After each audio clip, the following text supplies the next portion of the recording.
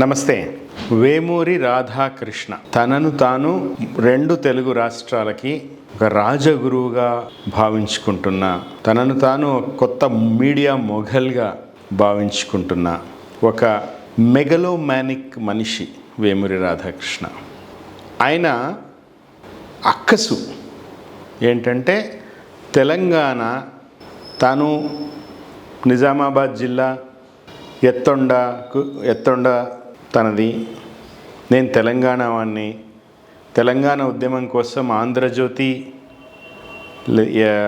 ABN చాలా శ్రమించినాయి, చెమటోడ్చినాయి, కష్టపడ్డాయి అని చెప్పుకుంటారు.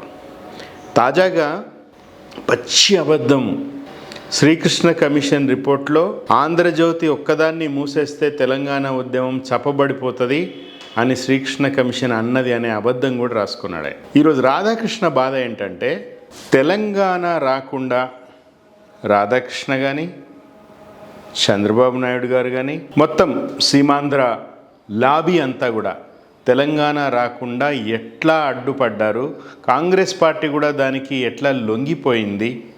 డిసెంబర్ 9న అప్పటి హోంమంత్రి చిదంబరం ప్రకటన తర్వాత ఆంధ్ర లాబీ ఎంత బలంగా పనిచేస్తే ఆ ప్రకటనను మళ్ళీ వెనక్కి తీసుకున్నారు.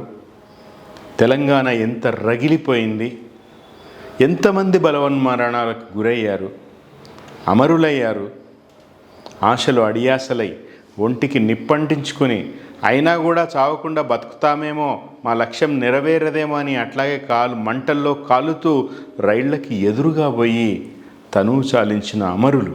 అట్లా ఎంతోమంది బలవన్మరణాలకు కారణమై తాత్సారం చేస్తూ 1969లో చెన్నారెడ్డి దగ్గర మొదలైన కాంగ్రెస్ పార్టీ మోసము కంటిన్యూ అయింది. అట్లా అడ్డుపడ్డా కూడా, సీమాంధ్ర లాబీ అడ్డుపడ్డా, కాంగ్రెస్ పార్టీని సీమాంధ్ర లాబీ ఇన్ఫ్లుయెన్స్ చేసిన, చిన్నమ్మగా చెప్పుకున్న సుష్మా స్వరాజ్ అనంతర కాలంలో పార్లమెంట్లో మద్దతిచ్చి బిల్లు పాస్ అయినా కూడా బీజేపీ పార్టీ తమ కాకినాడ తీర్మానాన్ని అటకెక్కించి ఈ రోజుకు కూడా తెలంగాణ ఏర్పాటు మీద పార్లమెంటు వేదికగా ఎంత విషం కక్కుతున్నారో మనం చూస్తూ ఉన్నాం.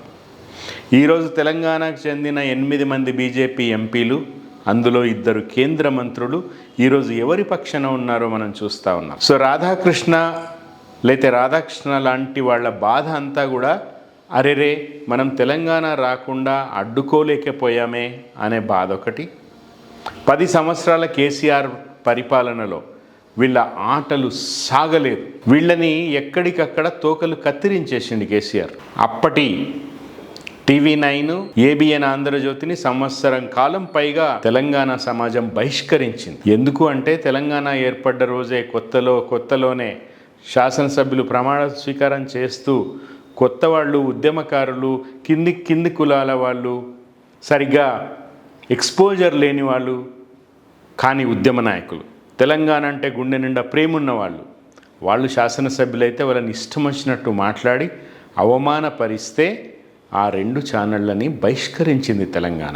అది వీళ్ళకి జీర్ణం కాలేదు. కక్ష అంతా ఇప్పుడు తీసుకుంటా ఉన్నారు. రేవంత్ రెడ్డి పరిపాలన రావడానికి ఎంతో కృషి చేసిండు రాధాకృష్ణ.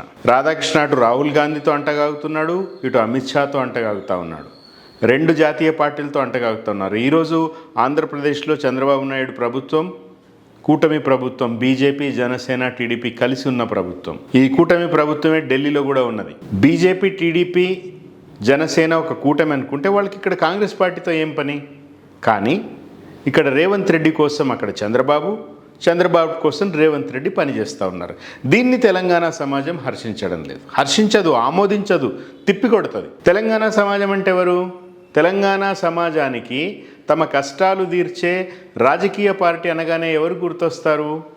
ఆబ్వియస్లీ బీఆర్ఎస్ పార్టీ గుర్తొస్తుంది, కేసీఆర్ గుర్తొస్తాడు. అది బీఆర్ఎస్ నాయకులు, బీఆర్ఎస్ కార్యకర్తలు, సానుభూతి పరులు, బీఆర్ఎస్ ఓటర్లే కాదు, ఎవరికైనా తెలంగాణ అనగానే కేసీఆర్ గుర్తొస్తాడు. అది రాధాకృష్ణకు మీకంటే నాకంటే బాగా తెలుసు. ఆ దుగ్ధ, ఆ అక్కసు భరించలేక మొన్న ఆదివారము తెలంగాణ బీఆర్ఎస్ జాగీరా అని ఒక వంటకం వండి మన మీదికి దోషేసిండు. ఇది ఎట్లాంటి వంటకం అంటే రాధాకృష్ణ మెచ్చి మేకతోలు గప్పే రేవంత్ రెడ్డి హాస్టల్లో పిల్లలకి వంటలు వండి పెడుతున్నాడు చూడండి, అట్లాంటి వంటకం ఇది. పురుగుల అన్నము, పాచిపోయిన అన్నము లాంటి వంటకం ఇది. పనికిరాని వంటకం ఇది. ఆరోగ్యం పాడు చేసే వంటకం ఇది. అట్లా ఈరోజు బీఆర్ఎస్ పార్టీ తెలంగాణ రెండూ ఒకటే అని అందరూ మాట్లాడుకునే సందర్భం రాధాకృష్ణ కల్పించాడు. మరి ఆయనకు తెలివి ఉన్నట్టో లేనట్టో తెలియదు. నిజానికి తెలంగాణ కేసీఆర్ పరిపాలనలో 10 సంవత్సరాలలో ఎంత అభివృద్ధి చెందిందని ఇదే ఆంధ్రజ్యోతి ఎన్నోసార్లు గణాంక సహితంగా రాసింది. ఆ రాయడం కేసీఆర్ మీద ప్రేమతో కాదు. సెంట్రల్ గవర్నమెంట్ మినిస్ట్రీలు అట్లాంటి వాళ్ళు అవార్డులు ప్రశంసలు ఇస్తున్నప్పుడు రాయక తప్పదు, మీడియా కవరేజ్ చేయక తప్పదు, అన్యమనస్కంగానైనా. పోయిన నెలలోనే రాసిండు రాధాకృష్ణ ఆంధ్రజ్యోతిలో, ధాన్యం ఉత్పత్తిలో మొత్తం దేశంలోనే అగ్రగామిగా తెలంగాణ ఉన్నదని రాసిండు. మీకు ఇంకొకటి చూపిస్తా.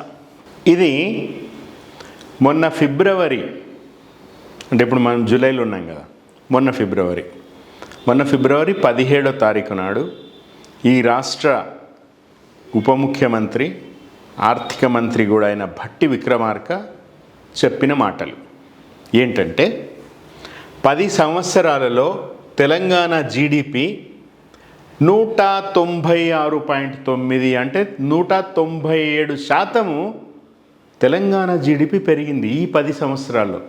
ఏ 10 సంవత్సరాల్లో? 2014 నుంచి 2024 వరకు. ఆ 10 సంవత్సరాలు ఎవరి పరిపాలన? కేసీఆర్ పరిపాలన. కేసీఆర్ పరిపాలనలో ఎంత పెరిగింది? ఇది భట్టి విక్రమార్క గారు తెలంగాణ స్టేట్ స్టాటిస్టికల్ అబ్స్ట్రాక్ట్ని ఉటంకిస్తూ చెప్పిన మాట. 2014లో కేసీఆర్ ముఖ్యమంత్రి, రాష్ట్రం సిద్ధించిన తర్వాత కేసీఆర్ ముఖ్యమంత్రి అయిన రోజున ఈ రాష్ట్ర జీడిపి 5 లక్షల కోట్లు ఉంది.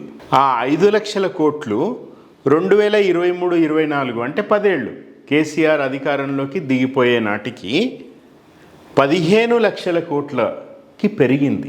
ఇది స్టాటిస్టికల్ అబ్స్ట్రాక్ట్లో గణాంక సహితంగా ఉన్న వివరాలు భట్టి విక్రమార్క గారు చెప్పినారు.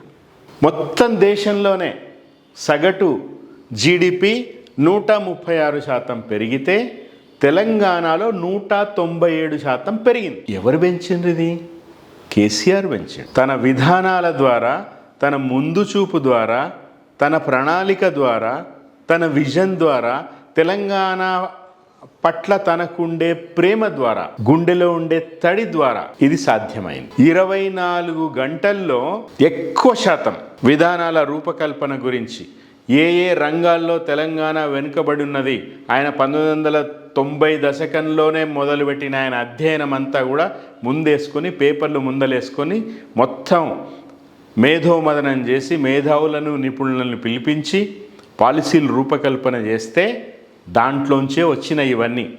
కాళేశ్వరం ప్రాజెక్టు కావచ్చు, 24 గంటల కరెంటు కావచ్చు, రైతు బంధు కావచ్చు, రైతు బీమా కావచ్చు, కళ్యాణ లక్ష్మి, షాదీ ముబారక్, కేసీఆర్ కిట్ మొన్ననే చంద్రబాబు నాయుడు గారు కాపీ కొట్టి ఆంధ్రప్రదేశ్లో పెట్టిండ్రు. సో ఇవన్నీ కూడా వీళ్ళు ఆరోపణ చేస్తున్నట్టుగా కేసీఆర్ ఫామ్ హౌస్లో తాగి పండుకుంటే పెరగలే ఈ 197% జీడిపి. కేసీఆర్ నిరంతరము ఆయన బుర్రకు పదును పెట్టి, చెమటోడ్చి, విధానాల రూపకల్పన చేసి, మంత్రివర్గ సహచరులతో చర్చించి, అందరినీ పిలుసుకుని, ఆయన ముఖ్యమంత్రి అయిన కొత్తలోనే జిఎన్ రెడ్డి గారని ఆయన దేశం గర్వించదగ్గ ఆర్థికవేత్త, ఆయనకు ఫోన్ చేసి, సార్ మనకు రాష్ట్రం వచ్చింది, మీరు రండి సార్, మీ సేవలు అవసరమైతే అని చెప్పి పిలిపించుకుని ఆయన సలహాదారుగా పెట్టుకున్నారు.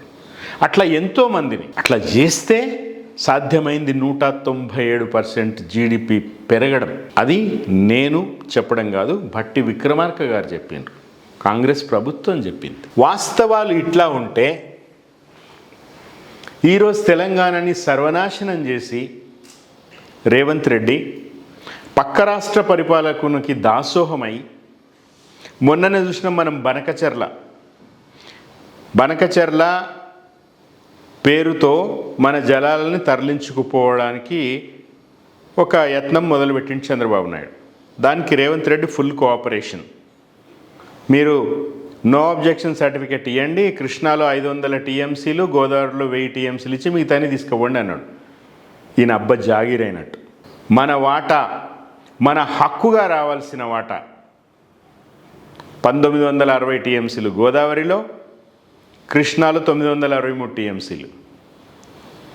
దాంట్లో ఈయన 2,500 టీఎంసీలు రావాల్సి వస్తే 1,500కి ఎన్ఓసి అని అంటాడు. ఈయనకు ఎక్కడున్నాయో, దేవాదులు ఎక్కడుందో, ఏ బేసిన్లో ఉందో, బనకచర్ల ఎక్కడుందో, నల్లమల ఏ రాష్ట్రంలో ఉందో కూడా అడుగుతూ ఉన్నాడు ముఖ్యమంత్రి అధికారుల్ని. ఇది అట్లాంటి రేవంత్ రెడ్డి ఆ బనకచర్ల విషయంలో కావచ్చు, ఇప్పుడు మళ్ళా కొత్తగా ఫిషరీస్ బోర్డుని తెలంగాణ నుంచి ఆంధ్రకు తీసుకుపోవాలనే ప్రయత్నాలు మొదలైనవి. వాటన్నిటినీ ఆపేది బీఆర్ఎస్ పార్టీ.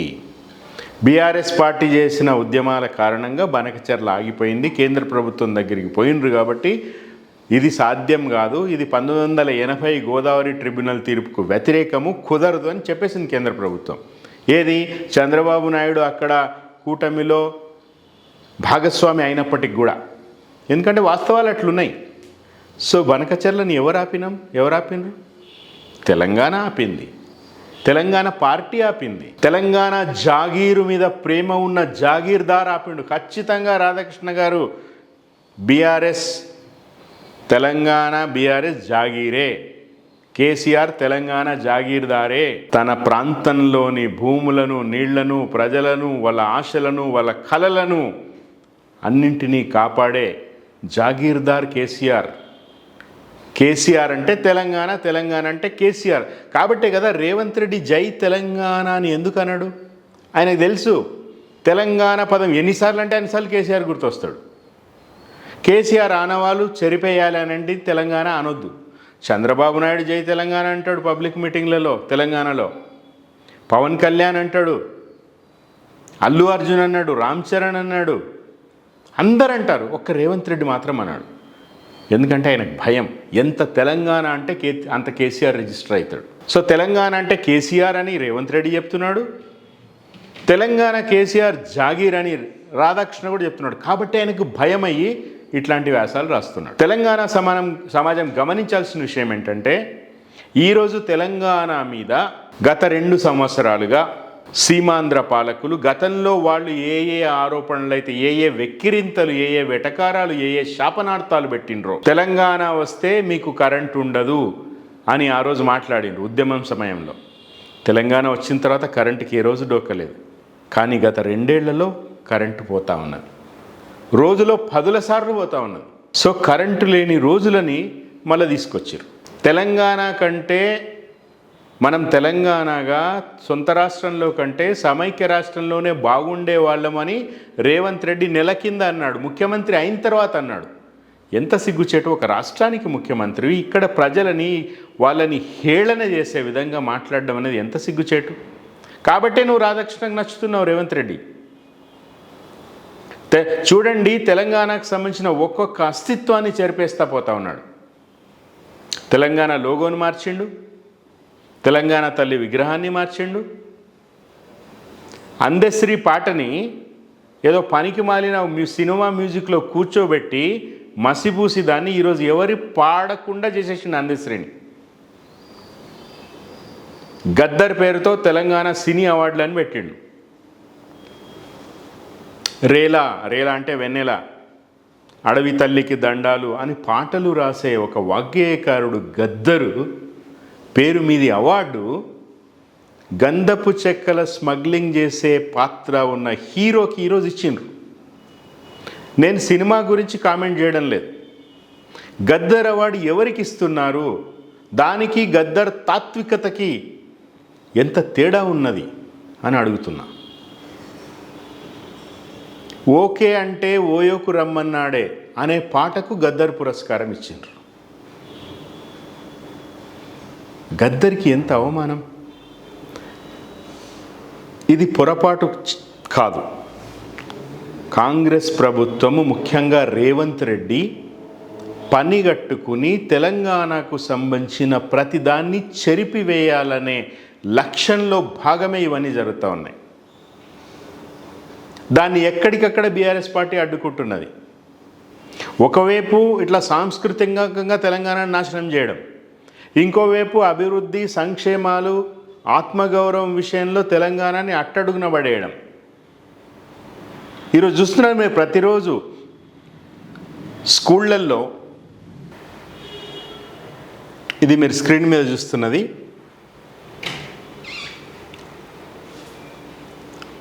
అబ్దుల్లాపూర్ మెట్ సబ్ రిజిస్ట్రార్ కార్యాలయం, దానికి తాళం వేసే దృశ్యం. ఎందుకు? గత కొన్ని నెలలుగా సబ్ రిజిస్ట్రార్ కార్యాలయానికి అద్దె చెల్లించడం లేదు కాబట్టి ఆ బిల్డింగ్ ఓనర్ తాళం వేస్తున్నాడు. ఇట్లా ఉంది ఈరోజు తెలంగాణ. ఇది రాధాకృష్ణకి చాలా సమ్మగా ఉంది ఈ పరిపాలన. ఎందుకంటే తెలంగాణ భ్రష్టు పట్టిపోతూ ఉన్నది, చాలా ఆనందంగా ఉన్నది ఆయనకి. ఈ రాధాకృష్ణ మొన్న స్టేట్ బైఫర్కేషన్ అయిన తర్వాత, ఆంధ్రప్రదేశ్లో చంద్రబాబు నాయుడు గారు ముఖ్యమంత్రి అయిన తర్వాత ఆయనకి అనధికార సలహాదారుగా ఎన్ని దారుణాలు మాట్లాడిండు, ఏమేమి చేసిండు అనేది చూస్తే మామూలు కోపం రాదు. ఆంధ్రప్రదేశ్ సరే, మనం తెలంగాణ వాళ్ళం, ఆంధ్రప్రదేశ్ మన రాష్ట్రం కాదు, వాళ్ళు ఏమైనా చేసుకొని అని వదిలేయచ్చు కూడా మనం. కానీ ఆ రాధాకృష్ణ ఇక్కడ కూడా వేలు పెడుతున్నాడు కాబట్టి మాట్లాడాల్సి వస్తుంది. అది భౌగోళిక సరిహద్దులకు సంబంధించిన అంశం. కానీ ఒక పత్రికాధిపతి తనను తాను ఎంతో గొప్పగా చెప్పుకునే రాధాకృష్ణ ఎంత చీప్గా బిహేవ్ చేయగలుగుతాడనే దానికి ఉదాహరణలు.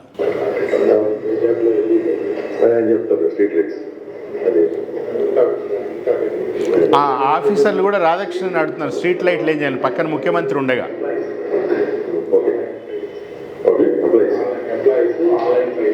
ఈయనేమో ముఖ్యమంత్రి చూస్తా కూర్చున్నాడు.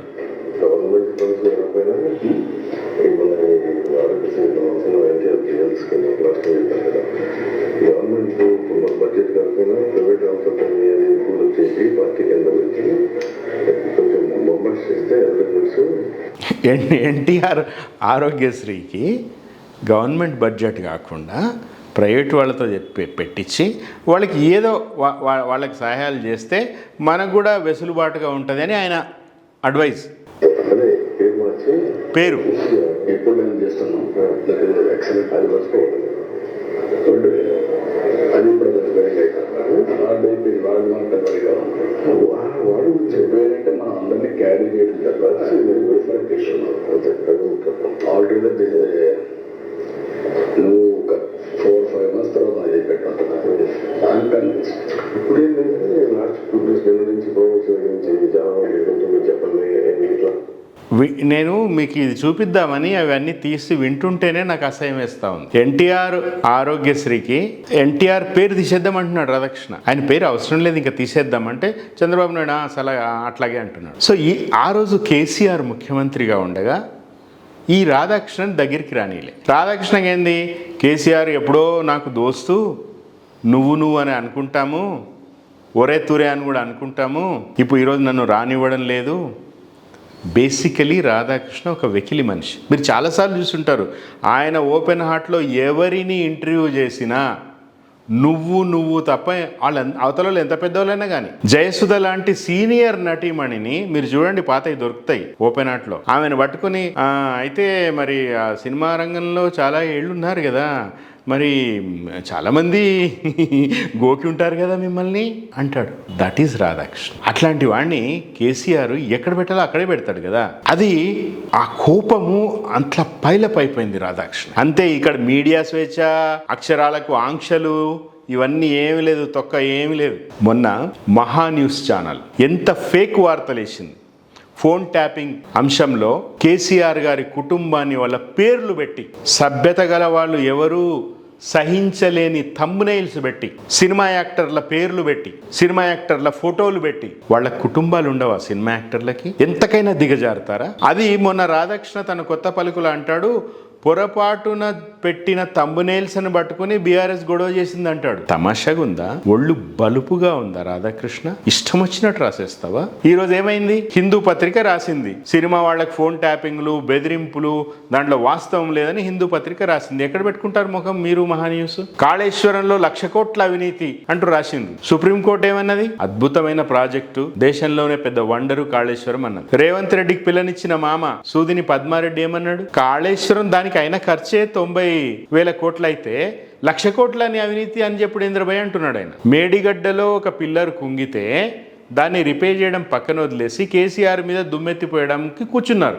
ఈరోజు government and media and Andhra lobby. మీరు చూడండి, కొత్తగా కాంగ్రెస్ ప్రభుత్వం వచ్చిన రోజు కేసీఆర్ గారు పార్టీ శ్రేణులకు చెప్పిండ్రు, మీరు 100 రోజుల వరకు ఆగండి, టైం ఇవ్వండి వాళ్ళకి, టైం ఇద్దాం వాళ్ళకి అని. కేసీఆర్ ఆ మాట అన్నాడు, కానీ వీళ్ళు ఒక్కరోజు కూడా ఆగలే కాంగ్రెస్ వాళ్ళు. తెల్లారి నుంచే కేసీఆర్ మీద, కేసీఆర్ కుటుంబం మీద బురద జల్లడము, ఆరోపణలు, ఎంక్వైరీలు, అది కాళేశ్వరం కావచ్చు, ఫోన్ ట్యాపింగ్ కావచ్చు, ఇంకా చాలా, ప్రతిరోజు ఏదో ఒకటి సమస్యల నుంచి ప్రజలను డైవర్ట్ చేయాలని వీళ్ళు ఎంత అనుకుంటున్నారో ప్రజలు అంతగా తిరగబడతా ఉన్నారు. వీళ్ళకి వంతపాడే ఈయన బీజేపీ కొత్త అధ్యక్షుడు రామచంద్రరావు. మీడియా సంస్థలపై చేయేస్తే టీ న్యూస్ అంతు చూస్తాం. ఫస్ట్ అండ్ ఫార్మోస్ట్ రామచంద్రరావు గారు, మహాన్యూస్, ఏబిఎన్ ఆంధ్రజ్యోతి మీడియా సంస్థలు కావు, అవి కరపత్రికలు, తెలుగుదేశం పార్టీకి కరపత్రికలు.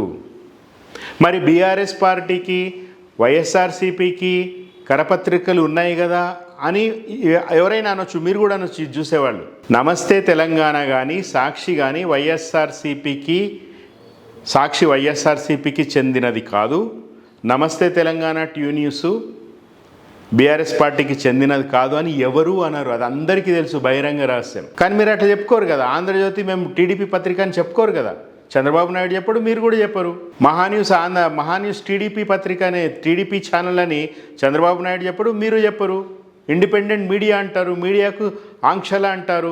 వాళ్ళు బరి తెగించి బలుపుతో అడ్డగోలుగా తెలంగాణ సమాజం మీద నిష్ఠూరాలాడుతూ, నిందలేస్తూ, వెక్కిరింతలు చేస్తూ తెలంగాణ కోసం పనిచేస్తున్న వాళ్ళని ఈరోజు ప్రజల మోసానికి, అన్యాయానికి గురైన ప్రజలకి బాస్టగా ఉండే పార్టీని ఇష్టం వచ్చినట్టు మాట్లాడితే, నిరసన తెలియజేస్తే దానికి మద్దతిస్తూ బీజేపీ అండ్ కేంద్ర హోంశాఖ సహాయ మంత్రి బండి సంజయ్ గారు, మీది హోంశాఖ అంటే ఏం చేయాలి మీరు? భారతదేశంలో అంతర్గతంగా దేశంలో ఎట్లాంటి పరిస్థితులు ఉన్నాయి, ఆందోళనలు ఉన్నాయా, శాంతి భద్రతలకు విఘాతం కలుగుతుందా, బార్డర్స్ ఎట్లున్నాయి, డిజాస్టర్ మేనేజ్మెంట్ ఎట్లా ఉంది, ఇవన్నీ కూడా హోంశాఖ పరిధిలో అవి చూడాలి, ప్రశాంతంగా ఉండేటట్టుగా చూడాలి. కానీ ఈ బండి సంజయ్ ఏమంటున్నాడు? మీరు ఆంధ్రజ్యోతి మీద చేయేస్తే మీ నమస్తే తెలంగాణ పత్రికను తగలబెడతాం, మీ బీఆర్ఎస్ ఆఫీస్ని కూల్చేస్తాం. నువ్వు వీధి రౌడివా, కేంద్ర మంత్రివా? సిగ్గుందా? హోంశాఖ సహాయ మంత్రి భారతదేశానికి, ఇంకేదో గల్లీలలో గిల్లి కజ్జాలు పెట్టుకునే రౌడీవి కాదు. మీ స్టేటస్ మీరు తెలుసుకోండి. ఇట్లా ఈరోజు సమైక్యవాదుల ఇన్ఫ్లుయెన్స్కి, సమైక్యవాదుల ప్రయోజనాల కోసం పనిచేస్తున్న తెలంగాణ గడ్డ మీద ఉన్న మీడియా అండ్ రాజకీయ పార్టీ అందరికి కూడా తెలంగాణ సమాజం హెచ్చరిక జారీ చేస్తూ ఉన్నది. మొన్న మహాన్యూస్కి సంబంధించి ఒక మహాన్యూస్ తప్ప ఎవడు వేసుకోలే అది, ఎందుకంటే అందరికి తెలిసిపోయింది. మళ్ళీ మహాన్యూస్కి, ఆంధ్రజ్యోతికి క్యూ కడతా ఉన్నారు కోదండరామ్ లాంటి వాళ్ళు, సిపిఐ నారాయణ లాంటి వాళ్ళు. సమైక్య పాలకులకి వంతబాడే మీడియాకి మద్దతుగా ఈరోజు మీరు నిలబడతా ఉన్నారు. ఎంత సిగ్గుచేటైన విషయం. కానీ తెలంగాణ సమాజం అప్రమత్తంగా ఉన్నది. ఖచ్చితంగా ఇదేదో బీఆర్ఎస్ పార్టీకి సంబంధించిందో, కేసీఆర్ కుటుంబానికి సంబంధించిన వ్యవహారంగా చూడొద్దు దయచేసి.